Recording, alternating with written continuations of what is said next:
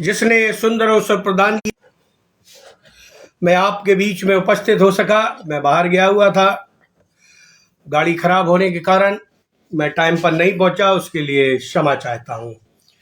आइए हम प्रार्थना करें। अनुग्रहकारी दयालु पिता परमेश्वर, आपको हृदय से धन्यवाद देते हैं इस सुंदर समय के लिए, संगति के लिए जो आपने हम सबों को दिया है प्रभु जी, कि हम तेरे नाम की स्तुति और महिमा करें। धन्यवाद देते हैं कि आपने हमें सुरक्षित पहुंचाया और अब हम ऑनलाइन हो सके। प्रभु जी, जितनी देर हम लोग यहाँ पर उपस्थित रहते हैं ऑनलाइन में, तेरी आत्मा हमसे बातचीत करे। और प्रभु जी, हम इन 40 दिनों में जो उपवासित हैं, प्रतिज्ञाओं को करते हैं, मन्नतों को मानते हैं, वो इन चीजों को समझ सके जो तूने बाइबल में ठहराई है। बुद्धि ज्ञान समझ शक्ति देना, ताकि हम उन चीजों को, तेरी गूढ़ बातों को ठीक ठीक समझे और उस पर चलने की कोशिश कर सके। प्रभु जी, हम सबको अपने लहू से शुद्ध और पवित्र करना, आत्मा से परिपूर्ण करना, ताकि तेरी महिमा हम सबों के द्वारा हो, प्रभु यीशु क्रिस्त के द्वारा। आमीन, आमीन। जैसा आपने कैप्शन में देखा होगा, मैंने लिखा फास्टिंग और 40 डेज फास्टिंग। इन दिनों में बहुत से लोग उपवास रखते हैं और आज वही मेरा विषय है। उपवास और प्रार्थना के लिए किसी विशेष दिन या समय का निर्देश नहीं है। इसका अर्थ यह नहीं है कि हम लोग जो मसीही लोग हैं उपवास और प्रार्थना के लिए कोई विशेष समय ही ना निकाले। मरकुस रचित सुसमाचार उसका 2 अध्याय और उसके 8 पद से यदि आप आगे तक पढ़ेंगे तो आपको वहां मालूम हो जाएगा कि वहां पर कई चीजों के बारे में दिया गया है। विशेष तौर से 18 पद से दिया गया। टाइम कम है, इसलिए मैं चाहता हूं कि मैं आपको बाइबल वर्स दूंगा ताकि आप जल्दी से उसको अपने लिए लिख ले। आज मैं बहुत लेट हो गया, मैंने जैसे बताया मेरी गाड़ी खराब हो गई, आने में लेट हो गया, लेकिन परमेश्वर ने सुरक्षित पहुंचाया। हम प्रभु यीशु का धन्यवाद देते हैं। फास्टिंग, उपवास। सवाल उठता है कि जो भी उपवास रखते हैं इन 40 दिनों में, वो किसके लिए रखते हैं? बहुत से लोग उपवास अपने लिए रखते हैं, लेकिन यदि आप बाइबल को पढ़ें तो आपको मालूम होगा उपवास परमेश्वर के लिए रखना है, त्रिएक ईश्वर के लिए रखना है, और हम अपने लिए रखते हैं। तो क्या यह ग्रहण योग्य है? बाइबल स्पष्ट कहती है, तुम पश्चाताप करो, उपवास का दिन ठहराओ। किसके लिए? अपने आप को पवित्र करने के लिए, ताकि ये उपवास परमेश्वर को ग्रहण योग्य हो। किसी मनुष्य के लिए नहीं, किसी समुदाय के लिए नहीं, किसी विशेष व्यक्ति के लिए नहीं, बल्कि उनके लिए जो त्रिएक ईश्वर है, जिसने हमारी और आपकी सृष्टि की है। उपवास करना स्वास्थ्य के लिए लाभदायक, और जब उपवास के साथ ध्यान, मनन, प्रार्थना भी जुड़ा हुआ है या जुड़ जाए, तो सबसे और इससे अच्छी और कोई बात नहीं होती। यह आध्यात्मिक लाभ भी होता है। उपवास एक ऐसा समय होता है जिसमें अनेक लोग मन, आत्मा और देह से उपवास, ध्यान और प्रार्थना के लिए आत्मिक प्रेरणा पाते हैं। आत्मिक प्रेरणा। अब हम अपने आप के उपवास को जांचे, आप अपने उपवास को जांचे कि आपके उपवास से परमेश्वर प्रसन्न है या नहीं, प्रभु यीशु मसीह खुश है या नहीं, और हम पवित्र हो रहे हैं या नहीं, उसके वचन पर मनन कर रहे हैं या नहीं, और अपनी देह को परमेश्वर के लिए काबू में ला रहे कि नहीं? कई अनुभवी परिपक्व मसीही मानते हैं कि प्रत्येक मसीहों को वर्ष में कुछ समय के लिए उपवास और प्रार्थना और आध्यात्मिक उत्थान के लिए समय निकालना अनिवार्य है।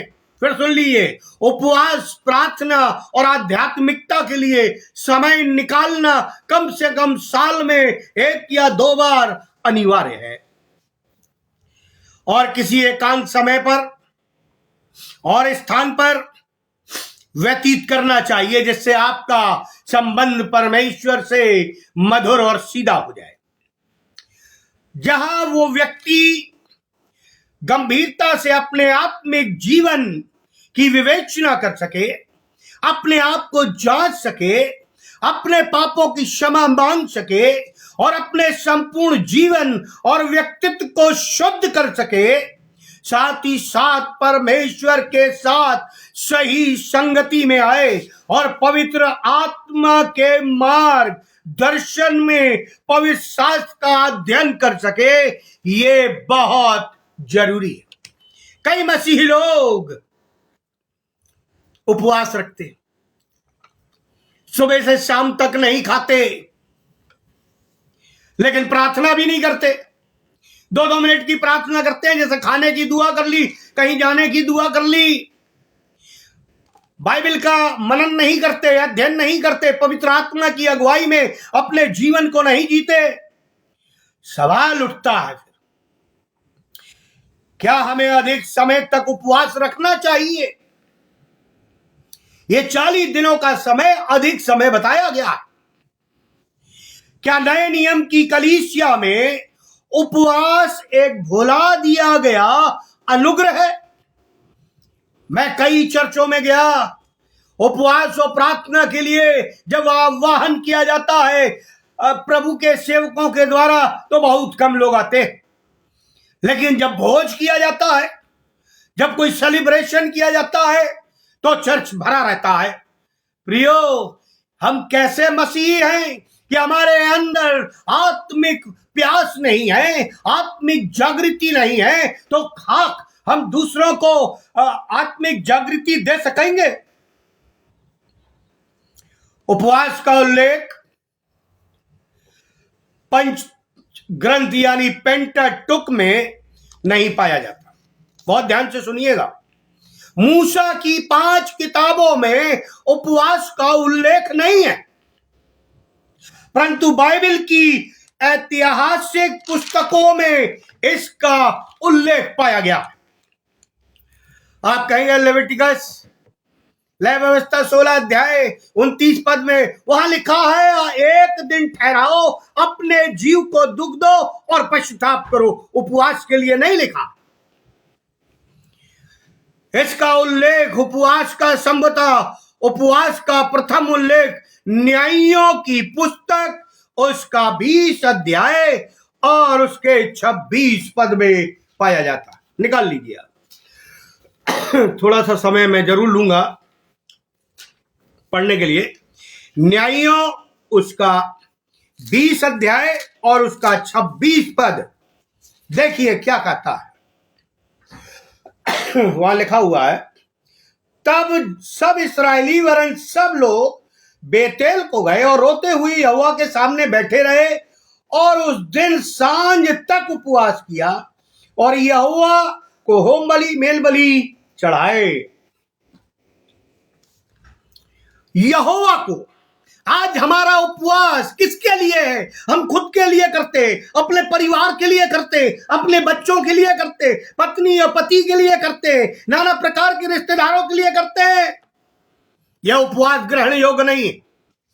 यह उपवास परमेश्वर के लिए होना चाहिए और तभी यह ग्रहण योग्य होगा। और परमेश्वर के लिए कब? जब हम समय निकालेंगे। हम उपवास के साथ नौकरियों में जाते, क्या यह सही है? लिखा है प्रायश्चित का 1 दिन ठहराओ, यानी छुट्टी लो, उपवास करो, पूर्णता तन मन धन से अपने प्रभु के चरणों पर आओ, रो गिड़गिड़ाओ। लेकिन हम तो नौकरियां करते हैं, क्या ऐसा उपवास ग्रहण योग्य है? आगे बताऊंगा प्रियो। रोमन कैथोलिक, ये जो मैंने बात आपको बताई न्यायियों की पुस्तक, उसका 20 अध्याय 26 पद 1400 ईसा पूर्व की घटना है, ऐसा इतिहास बताता है। 1400 ईसा पूर्व रोमन कैथोलिक और अन्य धर्मों में बहुत और बहुधा उपवास का उल्लेख पाया जाता है। वही प्रोटेस्टेंट इसके विपरीत या चरम सीमा तक पहुंच गए। वे कभी कभार या कभी भी उपवास नहीं रखते। मैं प्रोटेस्टेंट बोल रहा हूं तो उसमें मेन लाइन कलीसिया भी है और पेंटिकॉस्टल लोग भी है। लय व्यवस्था 16 अध्याय 29 से 31 पद, 23 अध्याय 27 से 32 पद, भजन संहिता 35 अध्याय 13 पद, नहमीया 7 अध्याय 73 पद से 9 अध्याय 38 पद अपने अपने जीव को दुख देने के लिए व्याख्या उपवास से की गई है, लेकिन यह उपवास नहीं है। और नहमीया सार्वजनिक उपवास का विवरण करता है। नहमीया, सवाल है क्या मसीहों को या नए नियम की कलीसिया के लोगों को उपवास रखना चाहिए या उपवास रखना अनिवार्य?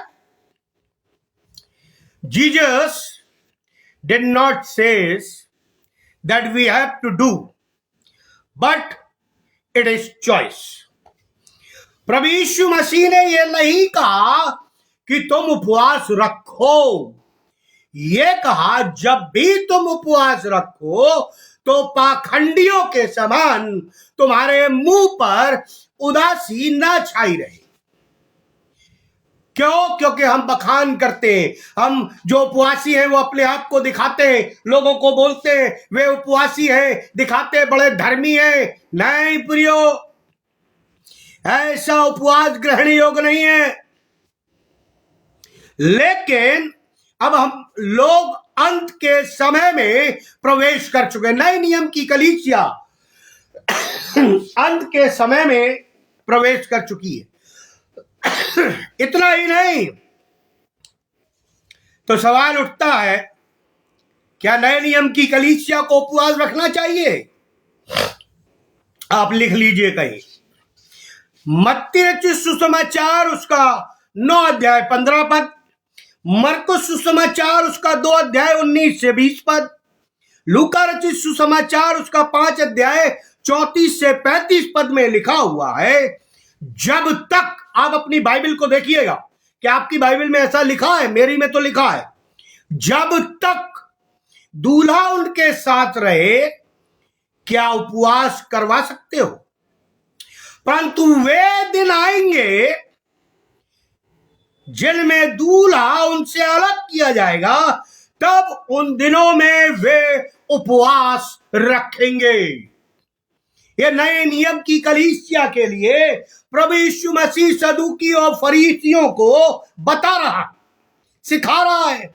क्योंकि सदूकी और फरीसी, मैंने एश वेडनेसडे के दिन आपको बताया था जब मैंने लेक्चर दिया था कि सदूकी और फरीसी सोमवार को और गुरुवार को उपवास रखते थे और यीशु मसीह से पूछते थे कि तुम्हारे लोग उपवास क्यों नहीं रखते?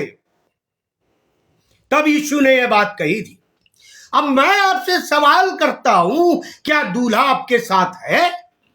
जो लोग उपवास नहीं रखते, जो लोग कहते हैं उपवास रखना जरूरी नहीं है, जो लोग कहते हैं ये तो उन दिनों की बात है, मैं आपको बाइबल से ही पूछ रहा हूं, क्या दूल्हा आपके साथ है?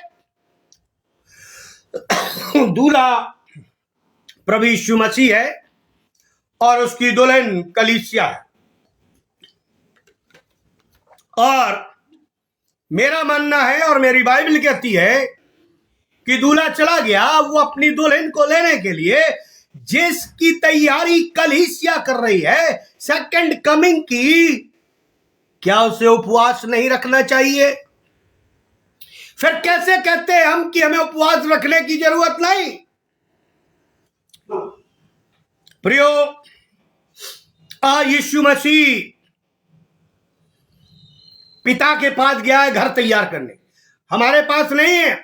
हम दुआ करते हैं, उसने एक सहायक दे रखा है पवित्र आत्मा के रूप में, हम उसका उपयोग नहीं करते। कितने लोग पवित्र आत्मा की अगुवाई में इन 40 दिनों में अपने जीवन को जी रहे हैं? कितने लोगों ने पवित्र आत्मा का दान पाया है? ये क्या केवल पेंटिकॉस्टल लोगों के लिए ही, केवल उनके लिए ही है? नहीं प्रियो, ये तो मूसा के समय में भी पवित्र आत्मा उतरा था, यीशु के समय में भी पवित्र आत्मा ने काम किया, और यीशु ने कहा तुम ठहरे रहना, मैं तुम्हें पवित्र आत्मा भेजूंगा, एक सहायक भेजूंगा पवित्र आत्मा के रूप में। आज हम उपवास रखते हैं तो ढोंग करते हैं, नौकरियां करते हैं, लोगों के घरों में जाते, नहीं पादी साहब आज मेरा उपवास है, आज मैं चाय नहीं पीऊंगी, खाना नहीं खाऊंगा, नाना प्रकार की चीजें नहीं करूंगा। किसने कहा था आपको बताने के लिए? बाइबल में लिखा है अगर तूने बता दिया तो तूने अपना प्रतिफल पा लिया, अब तुझे वहां से प्रतिफल नहीं मिलेगा। अब सवाल उठता है जो 40 दिनों का उपवास संपूर्ण जगह पर, देश में विदेशों में रखा जा रहा है, क्या ये कोई महत्व रखता है? क्या ये कोई महत्व रखता है या आपको ढोंग दिखाई देता है? चलिए मैं आपको बाइबल से ही समझाऊंगा। मसीहों को उपवास करना अनिवार्य है, क्योंकि यीशु मसीह की आज्ञा है कि जब दूल्हा उठा लिया जाएगा, यानी दूल्हा उठा लिया गया, स्वर्ग में चला गया, पिता के घर चला गया, हमारे और आपके लिए यूहन्ना 14 के अनुसार तुम्हारा मन व्याकुल न हो, तुम परमेश्वर पर विश्वास करते हो, मुझ पर भी विश्वास रखो, मैं तुम्हारे लिए पिता के घर में एक घर जगह तैयार करने जाता हूं और तुम्हें फिर लेने आऊंगा। यानी दूल्हा हमारे साथ नहीं, कलीसिया स्थापित कर दी उसने।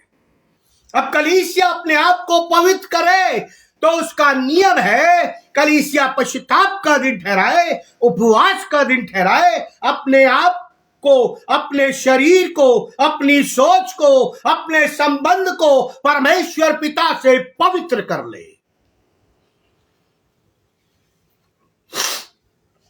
उपवास, कई लोग सोचते हैं भोजन छोड़ देना या ना करना उपवास, लेकिन ऐसा नहीं है। कभी आपने सोचा, आपने, मुझे नहीं मालूम आप कैसे उपवास रखते, मैं आगे बताऊंगा उपवास के नियम बाइबल में से, कितने बजे से कितने बजे तक रखना है, उसका समय क्या दिया हुआ है, उपवास के समय में क्या खाना है, क्या पीना है, क्या छोड़ना है, यह भी बाइबल में दिया गया है। यह मैं कोई अपनी तरफ से नहीं बताऊंगा, मैं रेफरेंस बताऊंगा, आप उसको लिख लेना। यह एक विज्ञान भी है, उपवास रखना आज के युग में एक विज्ञान है, कला भी है और धार्मिक अनुष्ठान भी है। उपवास का प्रभाव हमारे जीवन में मनोवैज्ञानिक एवं भावात्मक क्षेत्र पर होता, सेंटिमेंटल हो जाते हैं। उपवास का सीधा संबंध शरीर और आत्मा से होता है। हम शरीर में तो उपवास रखते हैं, लेकिन आत्मा का हमें कोई पता ही नहीं है। उपवास, फास्टिंग, अंग्रेजी के मूल शब्द फास्टेन से आया, जिसका अर्थ होता है दृढ़ निश्चय। फास्टिंग का अर्थ नियंत्रित एवं निर्धारित अवस्थाओं में दृढ़ निर्णय और निश्चय के साथ हम जो भी करें वही उपवास होता है। चलिए आप मुझे बताइए, बाइबल में कहां लिखा है यदि मनुष्य फास्ट करे तो भोजन छोड़ दे? बता दीजिए मुझे। मैं आपसे सीधा सवाल पूछ रहा हूं, बहुत कड़वा सवाल है। कभी आपने आंखों का उपवास रखा है? हम बुरी बात नहीं देखेंगे, हम मोबाइल में कोई गलत चीजें नहीं देखेंगे, हम कोई चीज ऐसी नहीं देखेंगे जिससे पाप उत्पन्न हो जाए, जिससे हमारी सोच बदल जाए। कभी हाथों का उपवास रखा है, कभी मुंह का उपवास रखा है, कभी पांव का उपवास रखा है, कभी सोच का उपवास रखा है, कभी कपड़ों का उपवास रखा है। बाइबल में तो बहुत चीजें दी गई है। हम इन उपवासों के बारे में क्यों नहीं सोचते जो हमें आत्मिकता की ओर ले जाते हैं? केवल भोजन छोड़ देने से उपवास हो जाता? प्रियो, हम मसीही लोग बहुत गलत फहमी में जी रहे हैं। या तो हमें ज्ञान नहीं है, या हम समझना ही नहीं चाहते बाइबल को। अगली बात, मत्ती 6:16 से 18, जब तू उपवास करे। मत्ती 6:1-2, जब तू दान करे। मत्ती 6:5-6, जब तू प्रार्थना करे। ये तीनों बातें उपवास, दान, प्रार्थना के बारे में यीशु ने इसलिए कहा क्योंकि यीशु को विश्वास था कि उसके विश्वासी चेले अवश्य करेंगे। फिर सुन लीजिए आप, अवश्य करेंगे। और शायद इसलिए उसने नियम नहीं बनाया, क्योंकि त्रिएक परमेश्वर प्रत्येक व्यक्ति पर विश्वास करता है और प्रत्येक नाम से हर एक व्यक्ति को जानता है। अय्यूब के बारे में आपने पढ़ा होगा। अय्यूब को धर्मी व्यक्ति कहा गया है, और आप जानते हैं वो कैसी मुसीबत में पड़ा, लेकिन उसने परमेश्वर को नहीं छोड़ा। पत्नी ने उसे छोड़ दिया। अरे तू परमेश्वर पे कुड़कुड़ा, क्या हालत कर दी उसने। उसने एक ही बात कही, जो मुझे सुख दे सकता है, क्या मैं उससे दुख ना लूं? प्रियो, आगे बढ़ते। दूल्हा यीशु मसीह है। समय मसीह के स्वर्गारोहण से यीशु के समय सेकंड कमिंग तक हमें उपवास रखना। इसलिए वर्तमान युग का वो समय है जिसमें मसीह उपवास रखेंगे, क्योंकि दूल्हा उनसे अलग है और कलीसिया यीशु के द्वितीय आगमन की बात जो रही है, ये अपने आप को तैयार कर रही है। यह अपने आप को तैयार कर रही है। तो फिर सवाल उठता, उपवास है क्या? उपवास एक सामाजिक, धार्मिक उपकार या नेकी नहीं। उपवास का सीधा अर्थ है अपने शरीर और प्राण को दुख देना, नम्र और दीन बनकर पापों से पश्चाताप करना और परमेश्वर से दया और सहायता प्राप्त करना। अब देखिए हम लोग क्या करते हैं। हमारे उपवास में नम्रता और दीनता तो है ही नहीं। पश्चाताप तो बहुत दूर की बात है। परमेश्वर से हम दया मांगते नहीं, क्योंकि हम तो घमंडी हैं। तो अब क्या है उपवास? भोजन छोड़ देना उपवास? उपवास परहेज और भूखमरी में अंतर बता देता। उपवास परहेज और भूखमरी में अंतर बता देता। परहेज उपवास का एक रूप है जिसमें पूर्ण रूप से भूख प्यास नहीं रोकी जा सकती और न ही टाट ओढ़कर राख पर बैठा जा सकता। दानियल 10:2 और 3 इस बात की गवाही देता है।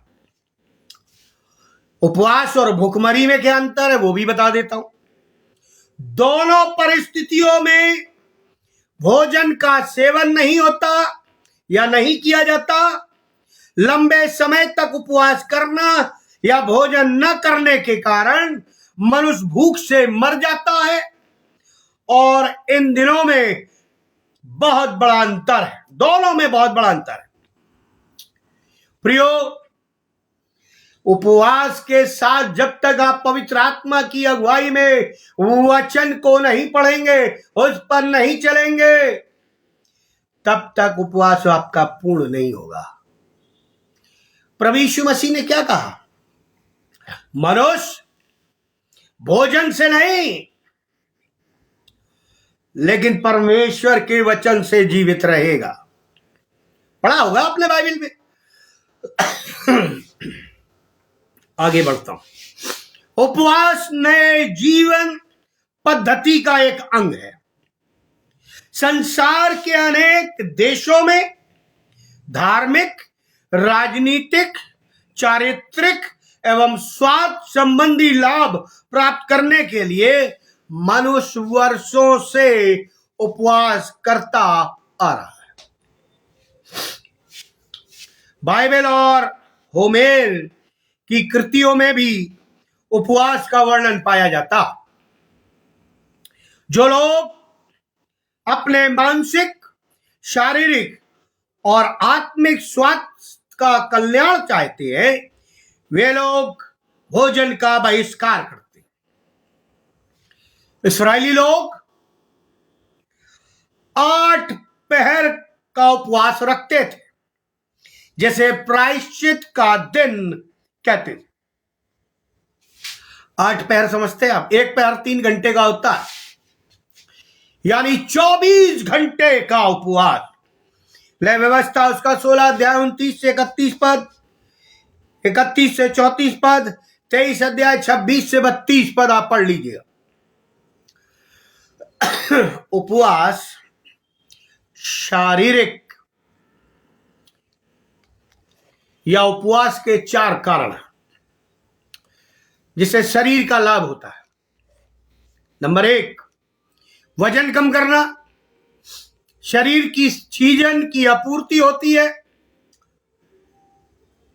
शरीर में स्थित सभी अवयवों को विश्राम या सूक्ष्म कोमल अंग को विश्राम मिलता है और शरीर के भीतर स्थित दूषित पदार्थ बाहर निकल जाता है यदि मनुष्य भोजन छोड़ देता है।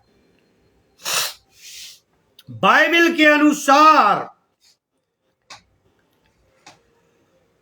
5 और 6 प्रकार के उपवास बताए गए। अब मैं आपको बाइबल की तरफ ले चलता हूं। अब इन उपवासों की गिनती दी गई है, कितने दिन का है और इसमें क्या क्या किया जाता है, क्यों रखा जाता है। 1 दिन का उपवास, ले व्यवस्था 16 अध्याय 29 से 31 पद, निर्गमन 23 अध्याय 27 पद। 1 दिन का उपवास, बाइबल कहती है परमेश्वर के सामने अपने आप को शुद्ध और पवित्र करना है। 1 दिन के उपवास में हमारा संबंध पहले पवित्रता से जुड़ना है।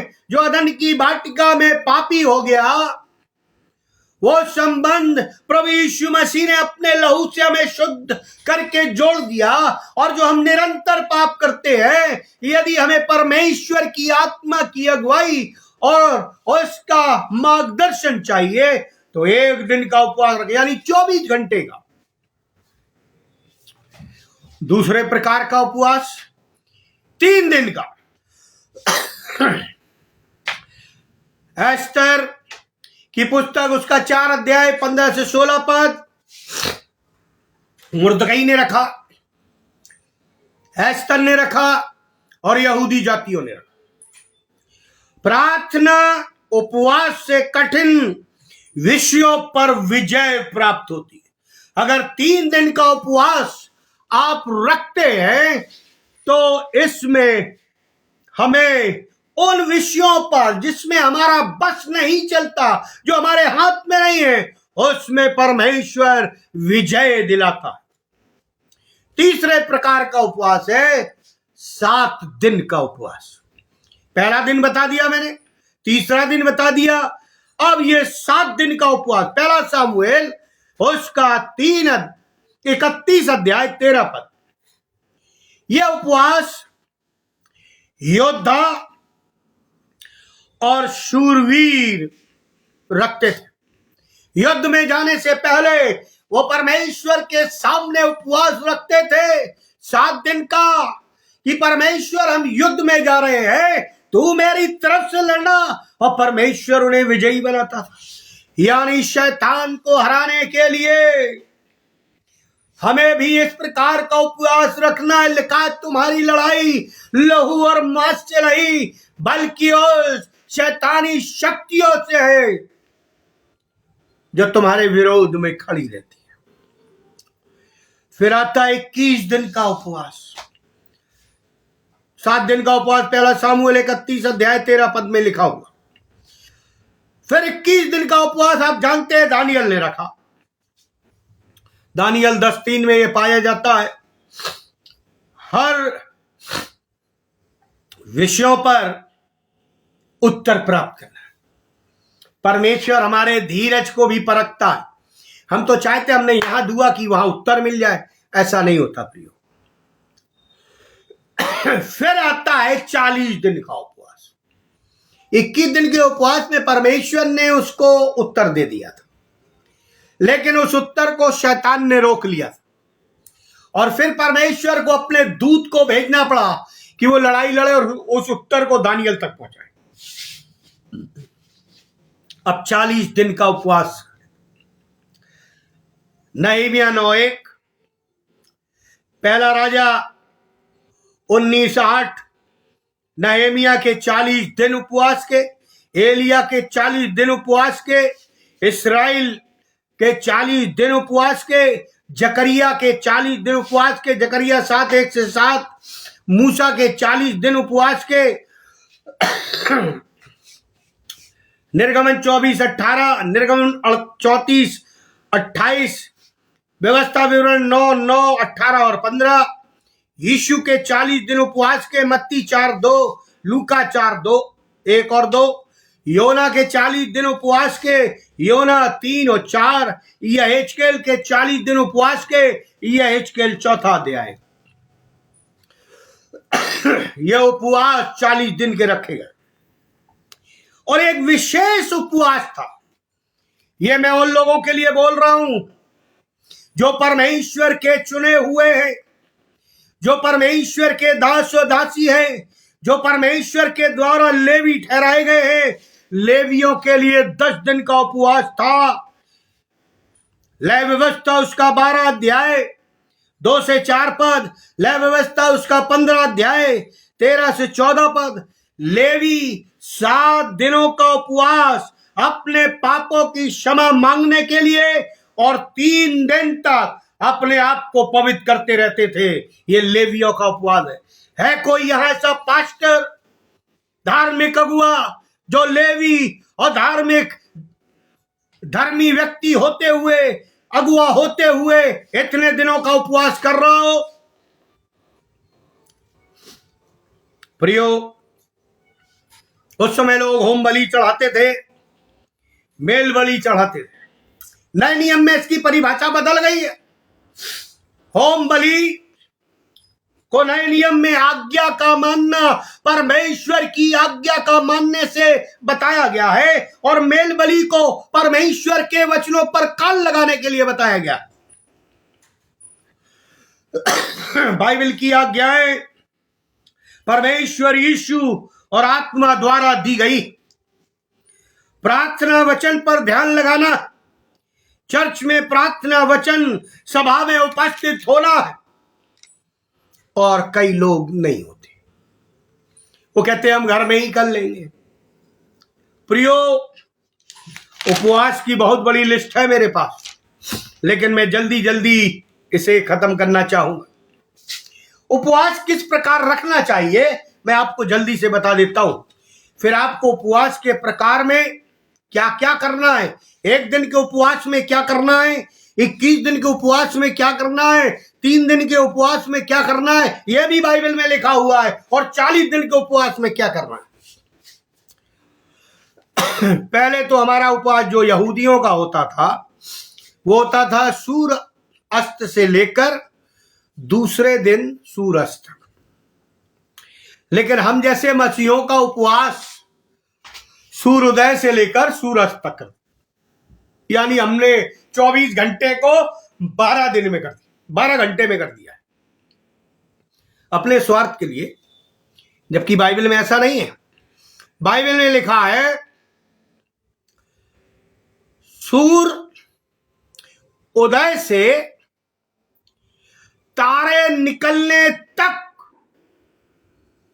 भोजन न करना, तारे निकलने तक। लेकिन हम क्या कर रहे हैं? तारे निकले ना निकले, 12 घंटे हुए, 5 बजे नहीं, 6 बजे नहीं, पेट में चूहे कूदने लगे। प्रियो,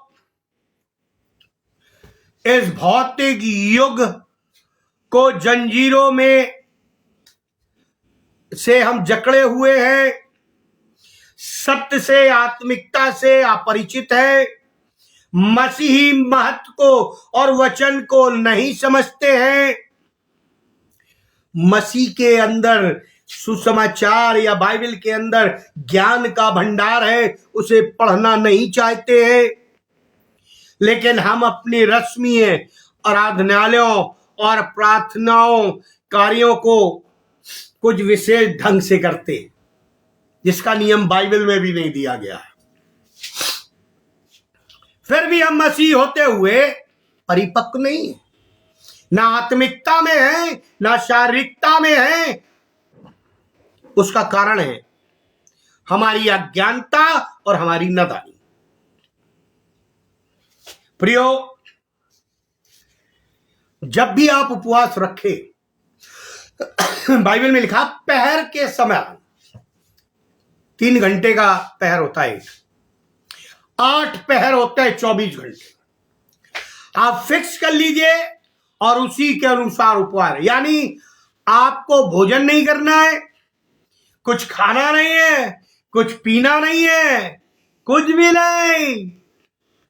ये अपने जीव को दुख देना है।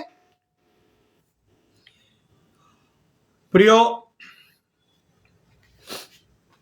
उपवास मालूम आपको क्यों रखा जाता है?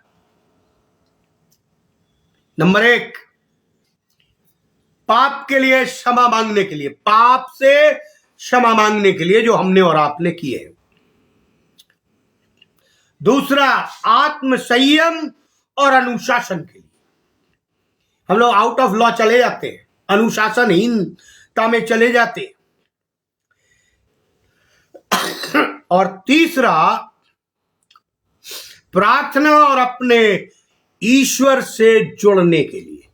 ये 3 बातें उपवास में बहुत ही अनिवार्य है। इसलिए प्रियो, मैं आपको बताना चाहता हूं, उपवास को मजाक में मत लेना।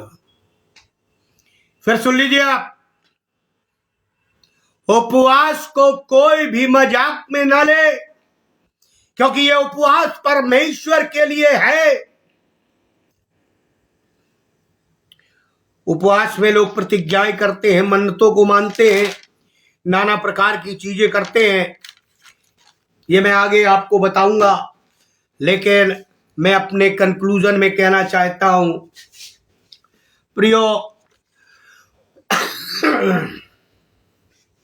कई मसीही सोचते हैं उपवास करने से वे धर्मी हो जाएंगे या पवित्र हो जाएंगे। बाइबल ऐसा नहीं कहती। जब तक परमेश्वर आपकी प्रार्थना को और आपके उद्देश्य को जिससे उपवास रखा गया है, यह विषय को ग्रहण ना कर ले। अब मैं तो उपवास रखूं, परमेश्वर मेरे पड़ोसी को मार दे, मुझे बहुत सता रहा है, तो क्या ऐसा उपवास ग्रहण योग्य है? आज मसीही क्या कर रहा है? अपने आप को धोखा दे रहा, उपवास रखकर धोखा दे रहा है। लिखा, धोखा ना खाओ, परमेश्वर ठट्ठों में नहीं उड़ाया जाता। प्रभु यीशु मसीह ने, आप बाइबल पढ़ लीजिए, प्रभु यीशु मसीह ने अपने मन से उपवास नहीं रखा था 40 दिन का। बाइबल पढ़िए, लिखा जैसे ही उसने बपतिस्मा लिया, पवित्र आत्मा कबूतर की नाई आया और वो उसे जंगल में ले गया कि उसकी परीक्षा। पढ़िए बाइबल को। और जब उसकी परीक्षा हुई तो प्रभु यीशु मसीह ने यह नहीं कहा मैं तुझे कहता हूं परमेश्वर के नाम से ऐसा, उसने कहा वचन में ये लिखा है, वचन में ऐसा लिखा है। आज हम और आप उपवास रखते हैं लेकिन हमें वचन पता ही नहीं, तो हम शैतान को क्या बोल देंगे क्या लिखा है वचन में, जब हमें उसका ज्ञान ही नहीं है। केवल भूखे रहने से उपवास नहीं होता।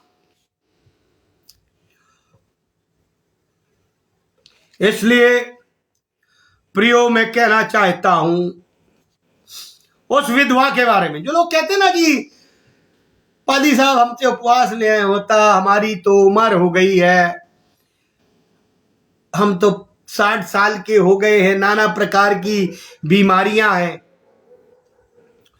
तो जरा एक बार आप बाइबल पढ़ लेना ताकि मैं अगले संदेश में इसके बारे में बताऊंगा। लूका 2 अध्याय 37 पद।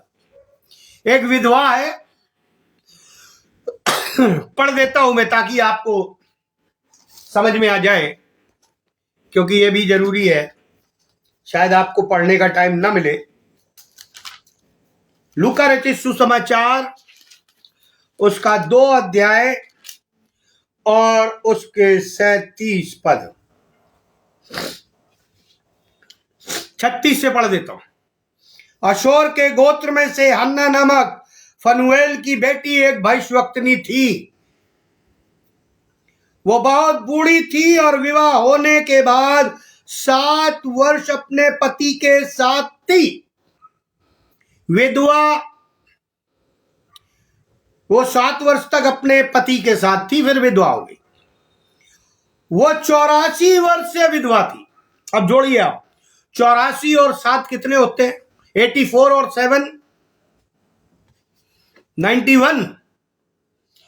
और 16 साल में शादी हो जाती थी उस समय, एज पर दी यहूदी और आसपास के जो वहां गणना की गई, उसमें 16 और जोड़ लीजिए, 107 वर्ष हो गए। कोई आज हमारे बीच में है 107 वर्ष का? भारतवर्ष की आयु 58 बताई गई है, जो आकलन है मौत का। वो 107 वर्ष की थी, विधवा थी, भविष्यवक्तनी थी और उपवास रखती थी। और हम अपने आप को देख लें प्रियो, उपवास में सामर्थ तभी आएगी जब आप बाइबल पढ़ेंगे, पश्चाताप करेंगे, नम्रदीन बनेंगे, दूसरों को माफ करेंगे, दूसरों की सहायता करेंगे, दूसरों की पहुनाई करेंगे और धन्यवाद देंगे। तब आपको भूख नहीं लगेगी, आपको प्यास नहीं लगेगी। नहीं तो आदमी तो सुबह उपवास रखते हैं और शाम के खाने की बात करते हैं। शर्म आनी चाहिए ऐसे उपवास। इससे अच्छा है कि हम और आप उपवास न रखें। और अंत में कहकर मैं समाप्त करना चाहूंगा, आज मेरी तबीयत भी ठीक नहीं है। प्रियो, साल में एक बार कम से कम हम अपने आप को प्रभु के हाथ में सौंप दें। शैतान आपसे थर थर कांपेगा, शैतान आपसे डरेगा। अरे अपने आप को पवित्र कर रहा है, अपने आप अपना संबंध जीवित परमेश्वर से जोड़ रहा है। अरे जब हम ही अपने ईश्वर से नहीं डरते, न घबराते, हम सबसे ज्यादा किससे डरते हैं? भूत प्रेतों से, शैतानों से। कभी आपको ईश्वर से डर लगा है? लिखा है वो जलन रखने वाला परमेश्वर है, परमेश्वर ठट्ठों में नहीं उड़ाया। इसलिए प्रियो, एक दूसरे को क्षमा करें, एक दूसरे पर दया करें, एक दूसरे को प्रार्थना में उठाएं, मन्नतों को माने, प्रतिज्ञाओं को करें, उसे पूरी करें। और उपवास अपने संबंध को सुधारने के लिए परमेश्वर के समक्ष रखे। तब लिखा वो तुम्हें दान और वरदानों से विभूषित करेगा। इसलिए प्रियो, उपवास कोई हंसी मजाक नहीं है। ये परमेश्वर के द्वारा हमें दिया गया अनुग्रह है कि हम अपने आप को उसके लिए समर्पित कर दें, और इस अनुग्रह को हम और आप खो ना दें, ठुकरा ना दें, बर्बाद ना कर दें, बल्कि उस अनुग्रह को अपने जीवन में काम करने दें। तब प्रभु आपको आशीषित करेगा। आइए हम प्रार्थना करें। अनुग्रहकारी दयालु पिता परमेश्वर, हम आपको धन्यवाद देते हैं कि प्रभु जी आपने यह मौका दिया कि इन 40 दिनों में हम उपवास रखे। लेकिन प्रभु जी, हम तन मन धन और आत्मा से उपवास रखे, केवल हम दिखाने के लिए नहीं, केवल इन 40 दिनों में ही नहीं, बल्कि जब हमारे संबंध तुझसे बिगड़ जाए, जब जब हम पाप करें, तब हम उपवास के साथ रोते, गिड़गिड़ाते, पश्चाताप करते, नम्र और दीन बनते तेरे चरणों पर आए, ताकि तेरे उस अनुग्रह को प्राप्त करे जो क्षमा का है। प्रभु जी दया कर, हम पाखंडी ना हो, लेकिन प्रभु जी हम पर दया कर, नम्र और दीन बना, ताकि जब तू आए तो हम बादलों पर उठाए जाएं। हमें उपवास करने की आत्मा दे, हमें संबंध सुधारने के लिए उसका, हमें अपनी आत्मा से परिपूर्ण कर प्रभु, ताकि हम उपवास के महत्व को जाने। ये हमारे लिए दिखावा ना हो, ये हमारे लिए छलावा ना हो, ये हमारे लिए प्रभु जी पाखंड ना हो, बल्कि ये सचमुच हम अपने आप को जीवित बलिदान करके अपने शरीर को तेरे चरणों पर अर्पित कर दे, और वो तुझे ग्रहण ठहरे।